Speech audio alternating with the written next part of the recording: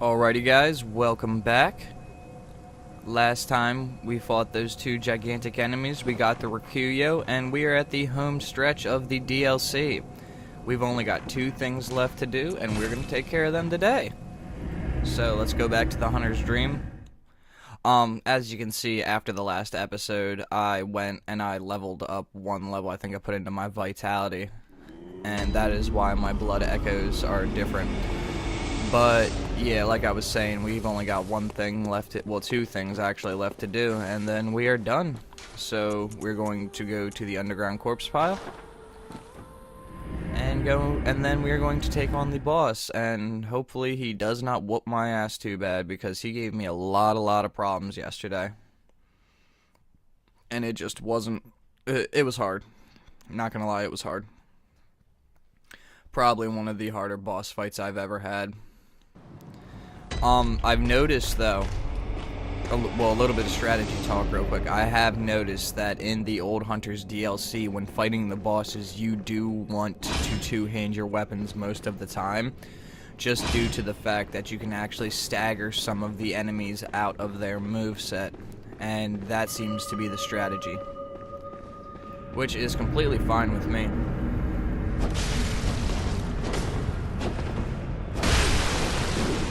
Whoa.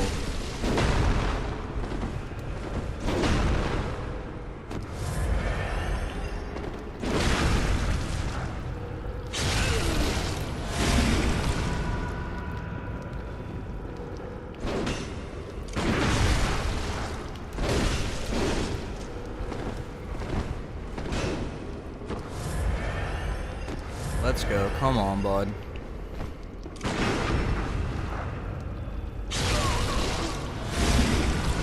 This guy does have a lot of health, though.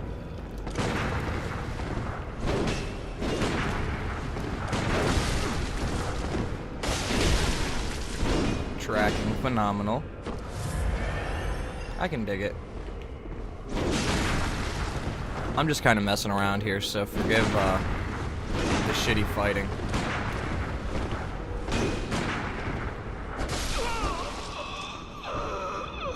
I'm just kind of warming up because we've got one boss battle left and I need to get warmed up.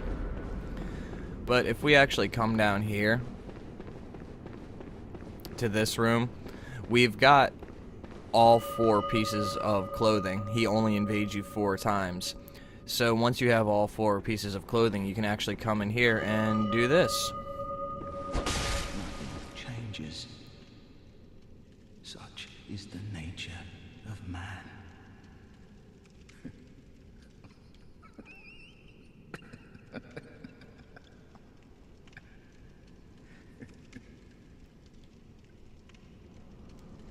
And we get the Bloodletter, which is the weapon that we had seen him actually use on us.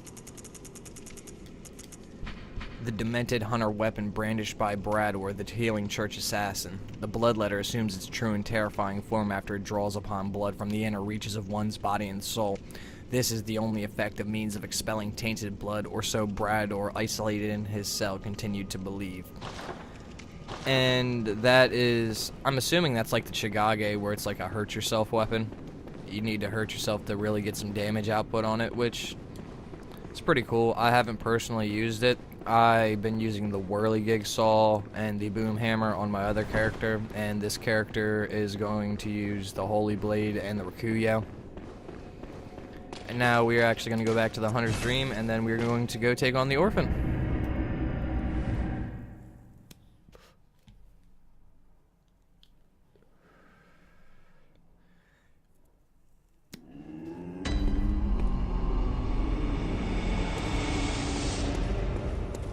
And the Orphan can be a pain. He really can, so.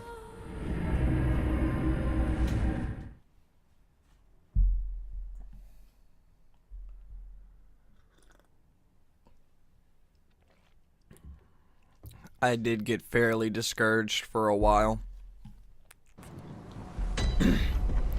But now I'm not.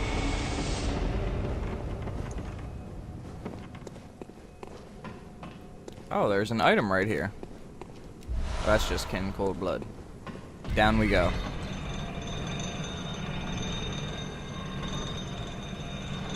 And one more thing before I take on the orphan, actually. I want to make sure I have showed you guys this.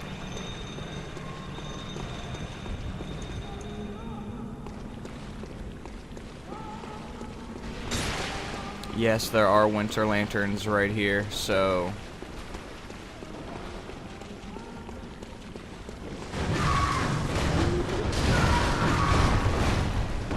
Did we get the items? Looks like we did get the items, as a matter of fact. Because I don't remember if I showed it last video. This is where we get the blood rock.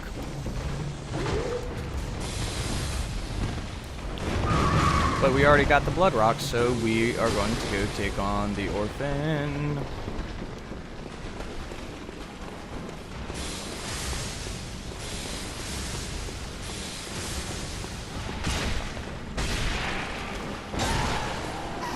I'm gonna get frenzied. No, I'm not. No, I'm not. Haha, there we go.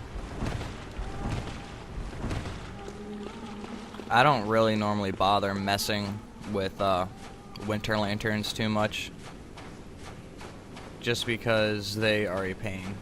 But yes, right here. Final boss, ladies and gentlemen.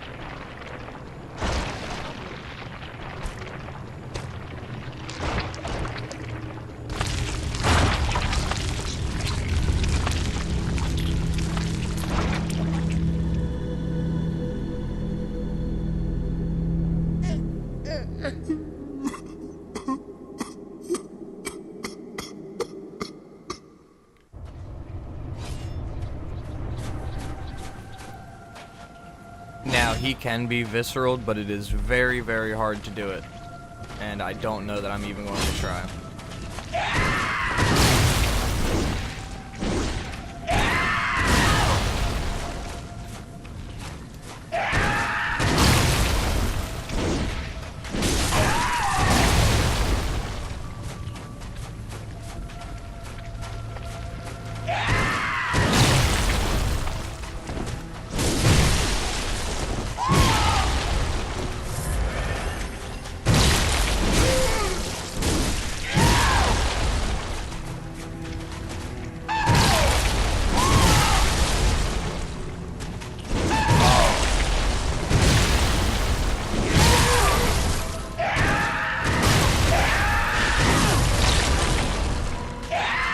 Gets very vicious.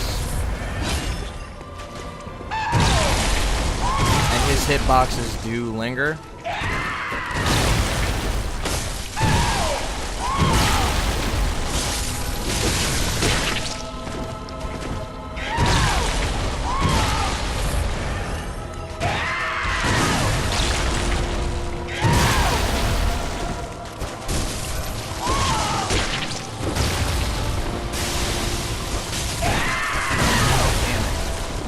This is a shitty way to start a battle.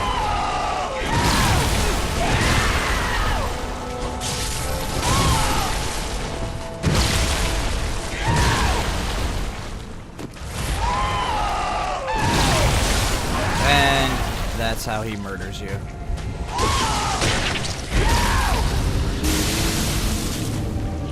His moveset seems to vary. It seems like he has two different movesets though.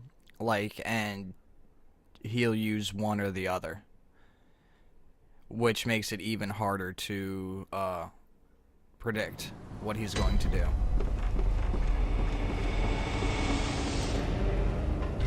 But what you want to do is you want to stay behind him. Really. I was being an idiot. I was playing too far from him. I know it seems well, not really not smart, but what you want to do is you want to stay close to him, or else he's going to use his mid-range attacks, which are a lot of what you see in the whole swinging around. He has this weird, that's a placenta actually, and it's attached to his arm, which gives him the ability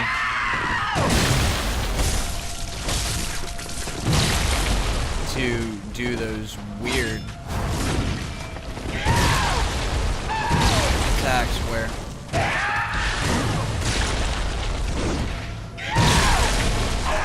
he's got like a 207.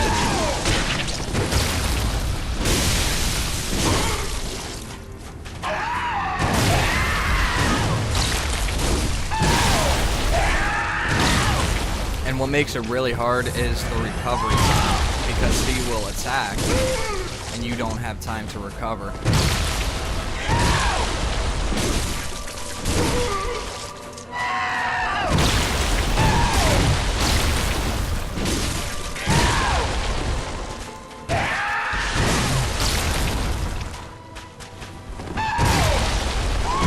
And his placenta does seem to have an AoE radius.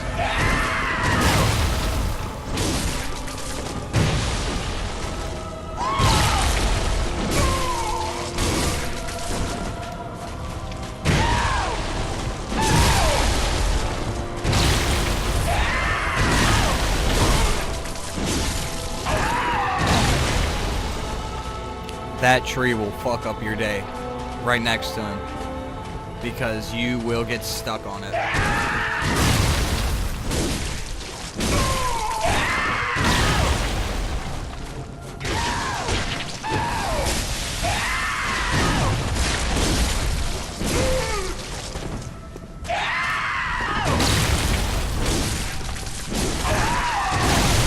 That's what I mean, the recovery time on some of his attacks. Because, and you see that AoE, I was behind him, and he still did hit me.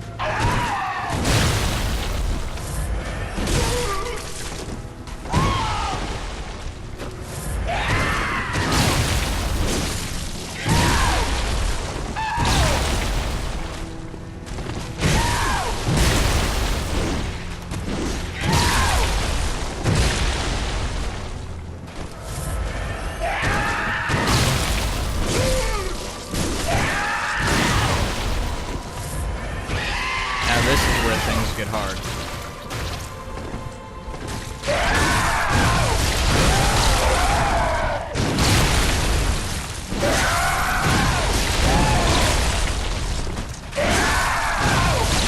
Because you can, as you can see, his attacks hit behind him, so it's very hard to...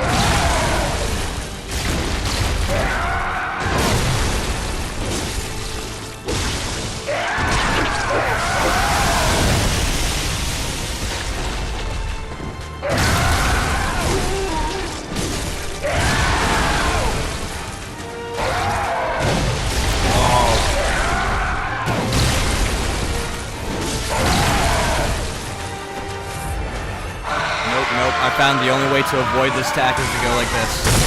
You run to the edge.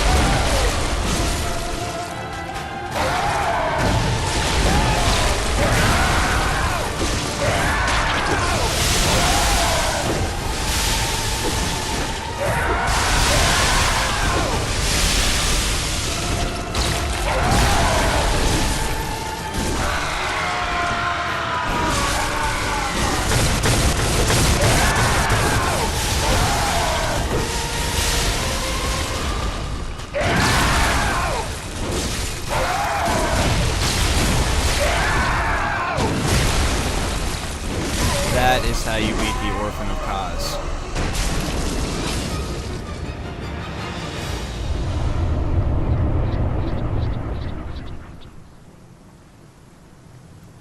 That's how you do it. Sorry that the commentary wasn't there during the fight. That is a very difficult boss fight. And as you can see, I'm going to leave the first battle in the video just so you can see why you should fight him with the two-handed weapon, because the first time I fought him, you can see I switched back to my one-handed weapon and tried to take him on, and I could not break him out of any of his attacks. We're not 100% finished yet.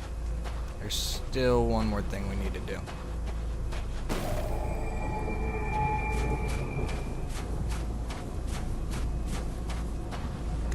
Let's get a good look at this.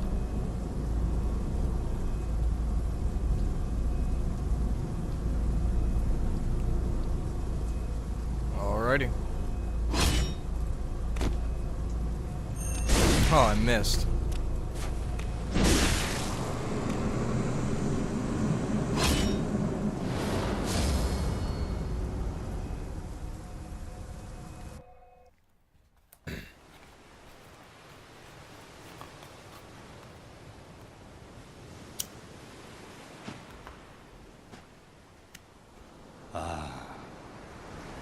Sweet child of Kos, returned to the ocean. A bottomless curse, a bottomless sea, accepting of all that there is and can be.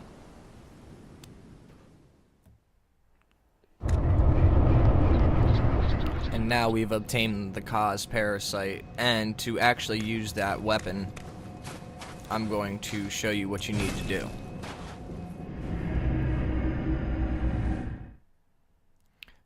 So we are going to go back to the research hall, and if you guys just wanted to see the Orphan of Kos fight and see how to beat the boss, then I will catch you guys later. You can feel free to tune out. I'm just wrapping up a couple things right now.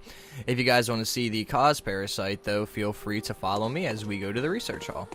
And I actually do want to see if she has her dialogue as well, the doll, because after you beat the Orphan of Kos, she will have a new piece of dialogue. Good hunter, I sent. Good hunter. Nope. So the dialogue's kind of glitchy right there, but she says something about feeling free from the shackles, her and Garamond. But Garamond's not here. So we can actually go to the research hall.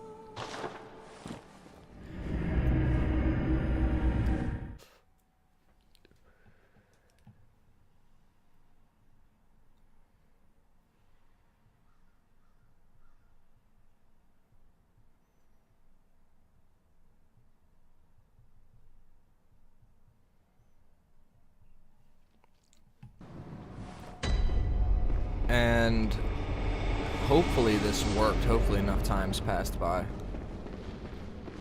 Yes, it is a time thing. Okay.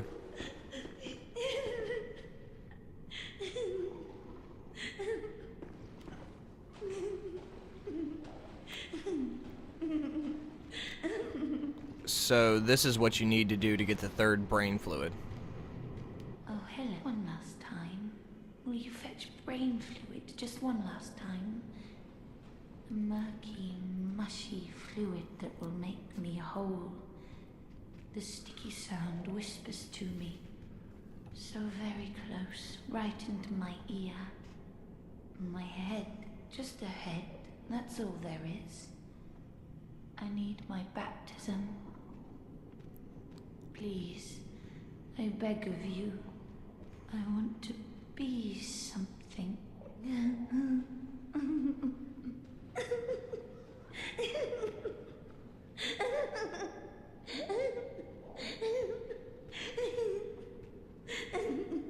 So to get the third brain fluid to give her, you actually have to kill her.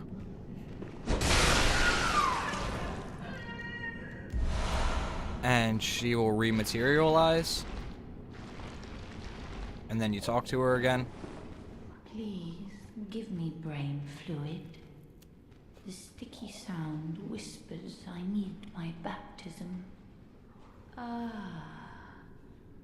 perhaps I'm already brimming over.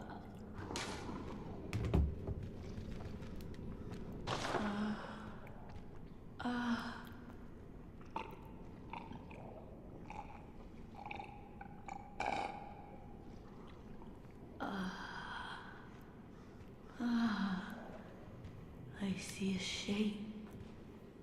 My guide, I see your voice. Clearly as it bends and bleeds. My own revelation. Just for me. Thank you. For everything.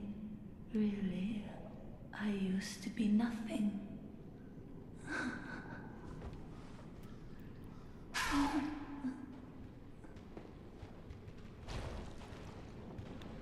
And then she dies, and that's that. So we did get the Milkweed Rune, a Carol rune envisioned by Adeline, patient of the research hall, a transcription of the inhumane sticky whispers that reveal the nature of a celestial attendant. Those who take this oath become a lumen wood that peers toward the sky, feeding phantasms in its luscious bed. Phantasms guide us and lead us to further discoveries. And since we got that, we can actually return to the hunter's dream, and the Parasite of Kos actually works with this rune. So what you need to do is you need to be able to get this rune to be able to use the Parasite of Kos.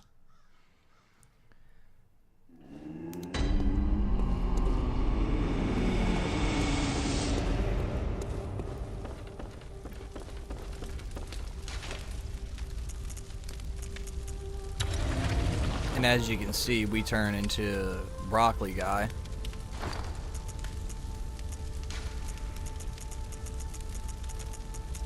And I don't have enough arcane to use it. Fudge. But what the Parasite of Kos does is, it's like tentacle hands. You have tentacle hands. But I apparently don't have the arcane to use it, so I'm sorry for wasting your guys' time. But yeah, that is the end of the Old Hunters DLC. So I hope you guys enjoyed this playthrough. Like, seriously, if you guys like this playthrough and want to see more, please like, share, subscribe, and let me know in the comments. And I will catch you guys on the flip side. Thank you so much for watching.